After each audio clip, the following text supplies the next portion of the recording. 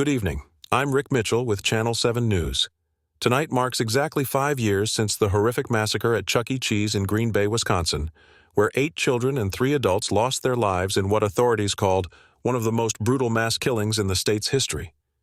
The perpetrator, Marcus Sullivan, a troubled former employee, took his own life after the rampage, leaving behind more questions than answers. The restaurant was immediately closed and has remained abandoned ever since. But tonight we have disturbing new developments in this case. What you're about to hear is a recording found on the phone of David Johnson, the former assistant manager who witnessed the original massacre and suffered survivors' guilt for years afterward. David was found dead 3 days ago in the parking lot of that same abandoned Chuck E. Cheese. The coroner ruled it a suicide, but the contents of this recording, well, they raise disturbing questions about what really happened that night 5 years ago, and what may still be happening in that cursed building. We warn our viewers, the following content is extremely disturbing and not suitable for children. My name is David Johnson. If you're hearing this, then I'm probably dead. I know how that sounds. Dramatic, cliché. But I need someone to know what really happened both 5 years ago and tonight. I went back. God help me, I went back to that place. Let me start from the beginning. 5 years ago, I was the assistant manager at the Chuck E. Cheese on Lombardy Avenue. 26 years old, fresh out of college, trying to make something of myself while paying off student loans. It wasn't glamorous work, but I liked the kids. Their joy was infectious. Marcus Sullivan was our maintenance guy. Quiet, too quiet in retrospect. He'd been there longer than anyone, almost 15 years. He knew every inch of that building, every wire in those animatronics, every shadow in every corner. The kids, they didn't like him. Children have instincts adults forget. They'd go quiet when Marcus walked by, hide behind their parents' legs. We should have listened to them. The day it happened was a Saturday in November. We had 3 birthday parties booked, maybe 60 people total. Families celebrating, kids running around in their socks, the smell of pizza, and that weird Chuck E. Cheese carpet cleaner that never quite masked the odor of spilled soda and other things. I was in the office doing paperwork when I heard the screaming start. Not the good kind of screaming, not excitement or joy, the kind that makes your blood freeze and your stomach drop into your shoes. I ran out to find Marcus, standing on the main stage, right next to Chucky's animatronic, holding a baseball bat. Blood was already pooling at his feet. The Hendersons' little girl, Emma, was the first. She was only 6. She'd been standing too close to the stage, mesmerized by Chucky's movements, when Marcus just swung. What happened next was chaos. Parents screaming, children running. Marcus chasing them with methodical precision. He knew the layout better than anyone. He knew where people would try to hide. I should have been a hero. I should have tackled him, called 911 something. Instead, I hid in the supply closet like a coward and listened to the sounds of children dying. When it was over, when the police arrived and found Marcus's body in the ball pit with his wrists slashed, 11 people were dead. 11 innocent people who just wanted to celebrate a birthday. I survived because I was a coward. The guilt nearly killed me. Therapy, medication, a divorce because Sarah couldn't stand to look at me anymore, knowing I'd hidden while children died. But I was getting better. I really was. Until last week, I got a call from my old supervisor, Janet. She was crying. She said they were finally tearing down the building next month, and she thought I should know. She said maybe it would help with my closure. But that's not why I'm here tonight. I'm here because of the dreams. They started about a month ago. Every night, the same dream. I'm back in the restaurant, but it's wrong. The lights are too dim, the sounds are too loud, and the animatronics, they're watching me. Chuck E. Cheese himself, That giant rat with his dead plastic eyes turns his head to follow me as I walk past. His jaw moves like he's trying to speak, but only this grinding mechanical wheeze comes out. Freddy Fazbear. No, wait, that's not right. This was Chucky and his band. Helen Henny, the chicken. Mr. Munch, the purple monster. Jasper T. Jowls, the dog. They all move wrong in the dreams, jerky and unnatural, like their servos are failing. But their eyes track everything. In the dreams I hear children laughing, but I can never see them. The laughter echoes from inside the walls, from under the floors, from inside the animatronics themselves. And always I hear Marcus's voice. Time to play, David. Time to play forever.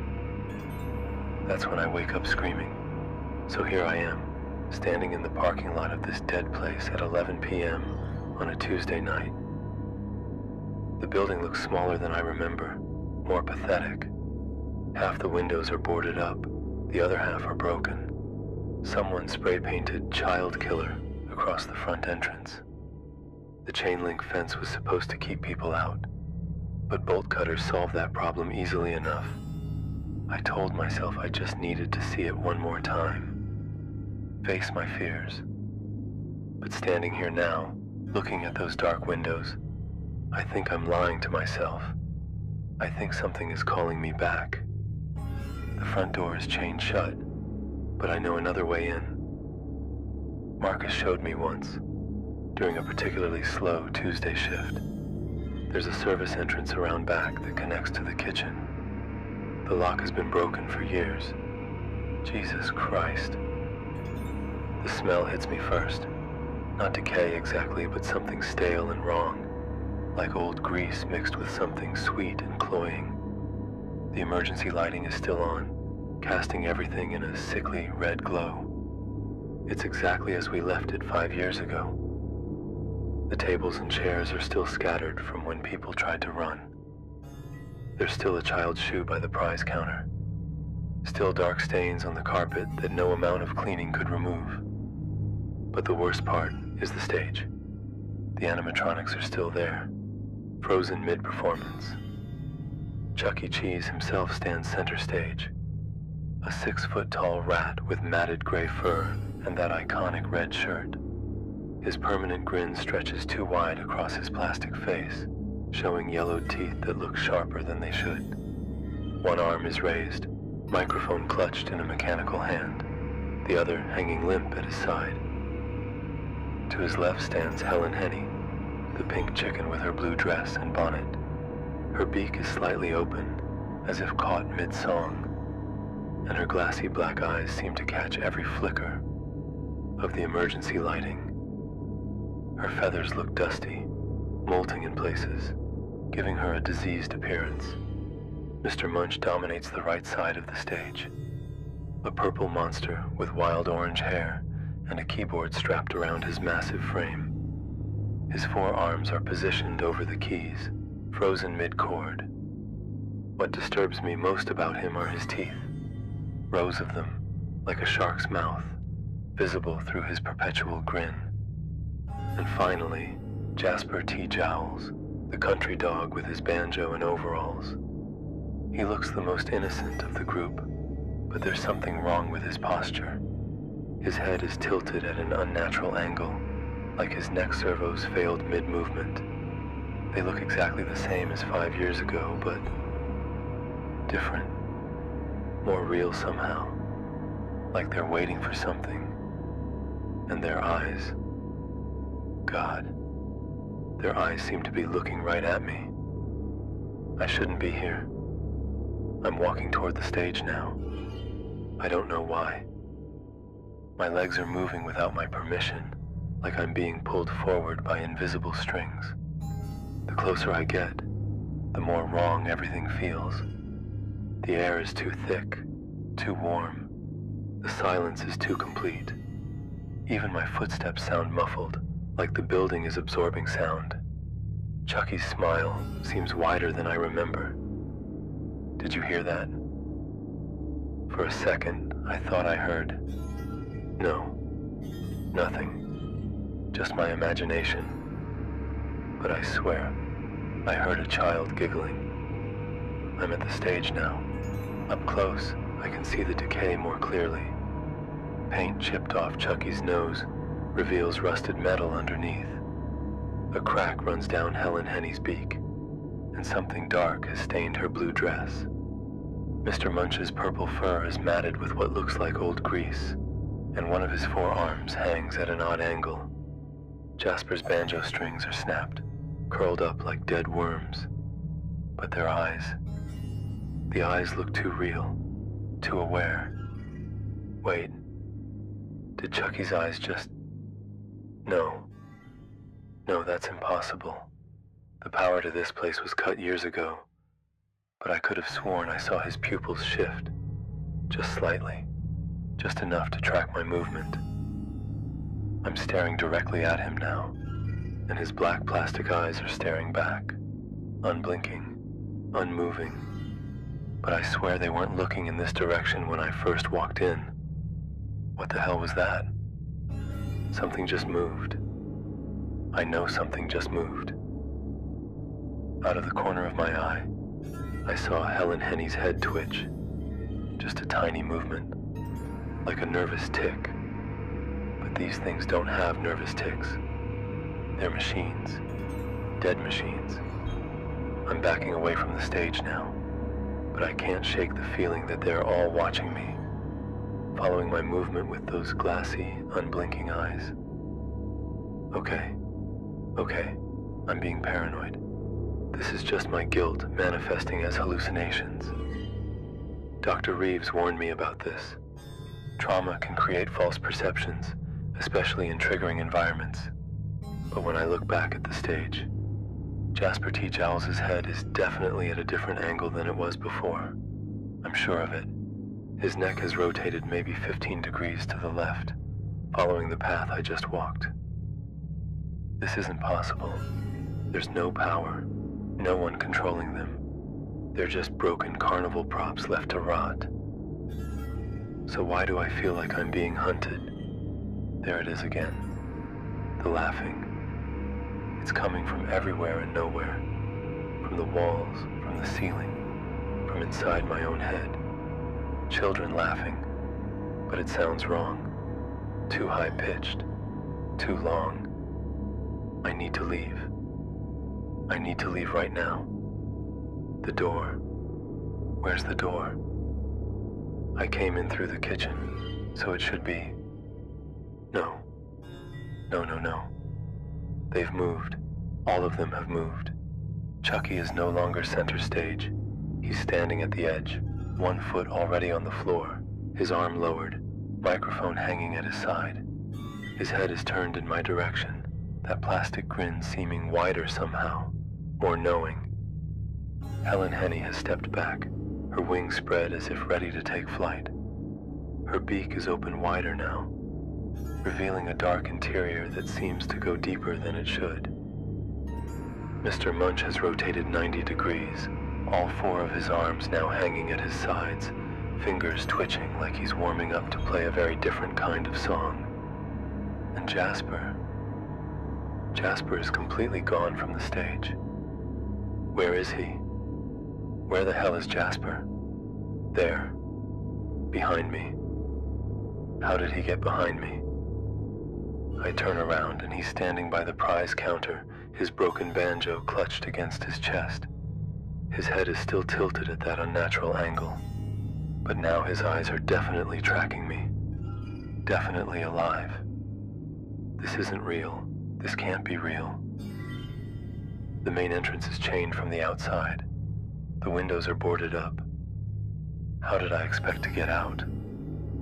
But that's not the worst part. The worst part is that they're all moving now. Slowly, deliberately, like predators who know their prey has nowhere to run. Chucky steps down from the stage with a heavy mechanical thud. His movements are jerky, unnatural, but purposeful. Each step sends a grinding sound through the building as his internal servos struggle to move joints that haven't been lubricated in years.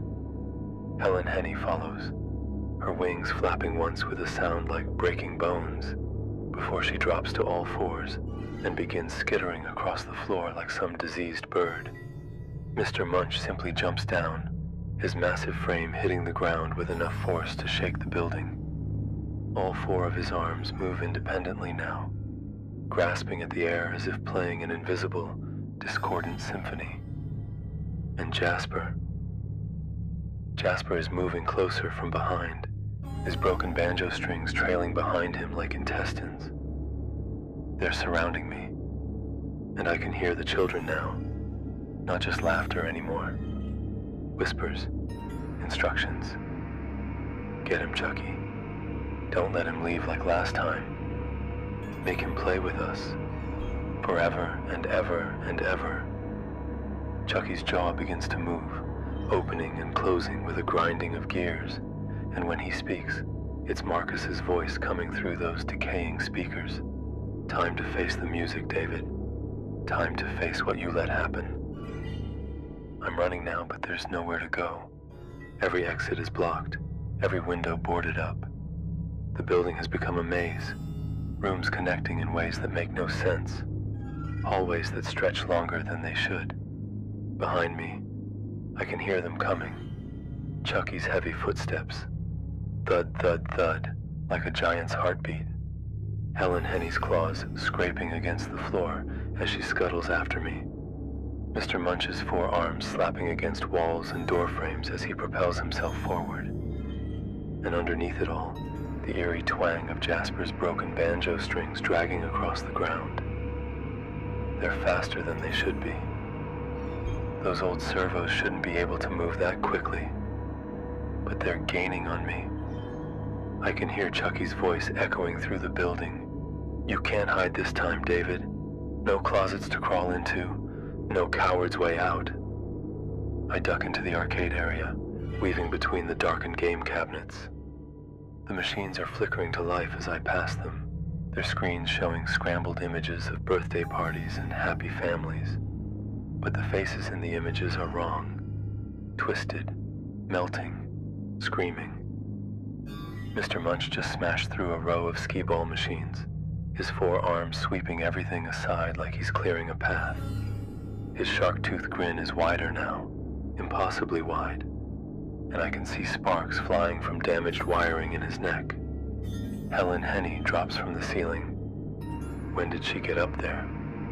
Landing on a whack-a-mole game with enough force to cave in the top. Her wings are spread wide, blocking one exit, her black eyes reflecting the strobing arcade lights. And Jasper.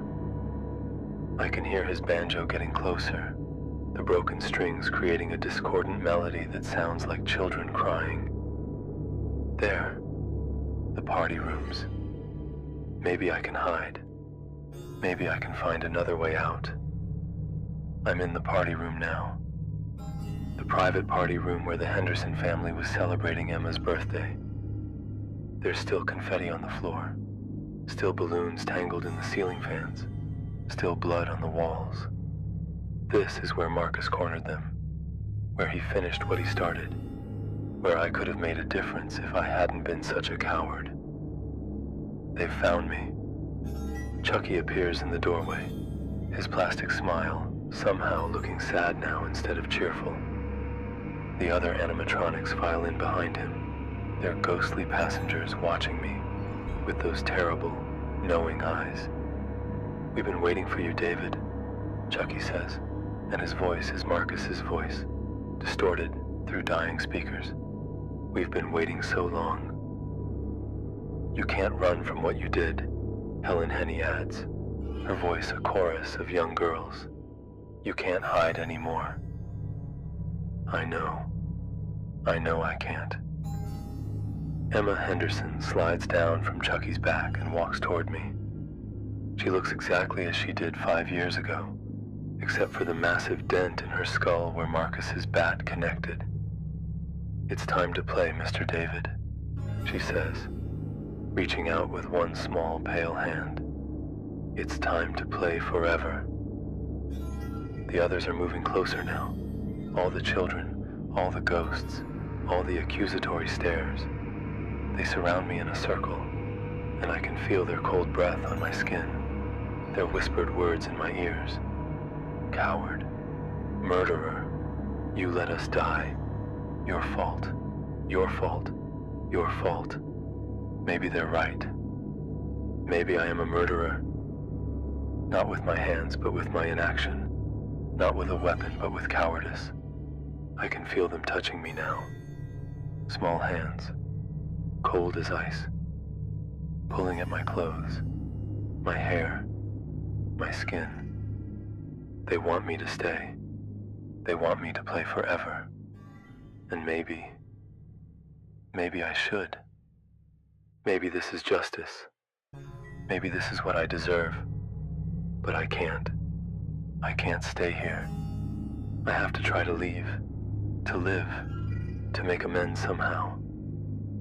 I push through the circle of ghost children, fighting against their grasping hands, their whispered accusations. The animatronics lunge for me, but their movements are still too slow, too mechanical. I run. Through the maze of rooms that shouldn't exist, past arcade games that flash impossible colors, over carpet that squelches like wet flesh under my feet. There has to be a way out. There has to be. The window. One of the boarded up windows. I can break through the boards, cut myself on the glass. I don't care. I just need to get out of this place. I'm through. I'm outside. The cold Wisconsin air hits my face like a blessing, and I can smell snow in the wind, clean and pure, and nothing like the stale death inside that building. I run to my car, fumbling with the keys, hands shaking so badly I can barely get them in the ignition. I'm driving now, putting distance between myself and that cursed place. In my rearview mirror, I can see the building getting smaller, darker, until it disappears entirely. But I can still hear them. Even now, driving through empty Wisconsin highways at 3 in the morning, I can hear the children singing. Their voices follow me through the radio static, through the wind outside my windows, through the beating of my own heart. Ring around the rosy, pocket full of posies. They're not gone. They're never going to be gone. I thought facing the place would give me closure. I thought confronting my guilt would set me free. I was wrong. Some ghosts aren't meant to be laid to rest. Some guilt isn't meant to be forgiven. And some cowards are meant to run forever. I'm parked back in the lot now. I don't remember turning around. I don't remember driving back. But here I am. The building looks different now. Brighter somehow, like there are lights on inside. Through the broken windows, I can see movement. Shapes dancing, playing, celebrating. They're having a party, and they're waiting for me to come back. I can't run anymore. I'm tired of running, tired of the guilt, tired of the dreams, tired of carrying this weight. Maybe if I go back, maybe if I stay this time, maybe if I play forever, maybe the children will forgive me. Maybe I'll finally get the rest I deserve. If you're hearing this recording, don't come looking for me. Don't try to save me. I'm already dead. I died 5 years ago in that supply closet when I chose cowardice over courage. Everything since then has just been borrowed time. Welcome back, David. We've been waiting. Time to play. Time to play forever. That was the final recording found on David Johnson's phone. His body was discovered 3 days later in the abandoned Chuck E. Cheese building, apparently having taken his own life. But here's where the story takes an even stranger turn. When police investigated the building, they found something disturbing. The animatronics, which had been powered down and inactive for 5 years, were all found in different positions than they had been when the building was sealed. Chuck E. Cheese was found center stage, arms outstretched as if welcoming someone. The others were arranged in a circle around a small pile of children's toys that hadn't been there before. Even more disturbing, Several witnesses reported seeing lights in the building that night and hearing what sounded like children playing inside.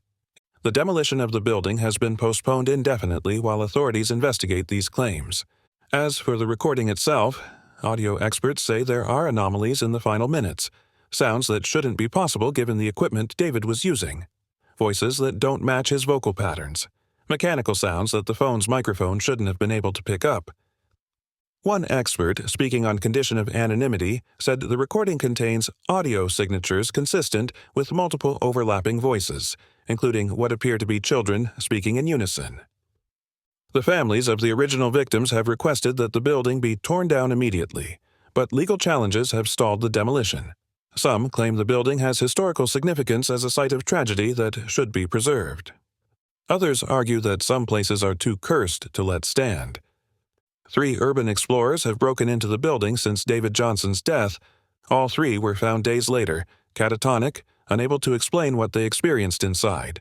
They remain in psychiatric care. As for Chuck E. Cheese corporate headquarters, they released a statement saying they deeply regret the tragedy that occurred at the Green Bay location and that they support the family's wishes for the building to be demolished and the site consecrated. But the demolition permit remains tied up in court. And every night, residents in the surrounding neighborhood report the same thing, the sound of children laughing, playing, and singing coming from inside the abandoned restaurant. Some say if you listen closely on quiet nights, you can hear them calling for help. Others claim they're calling for playmates. This is Rick Mitchell, Channel 7 News. We'll continue to follow this story as it develops. Back to you in the studio, Tom.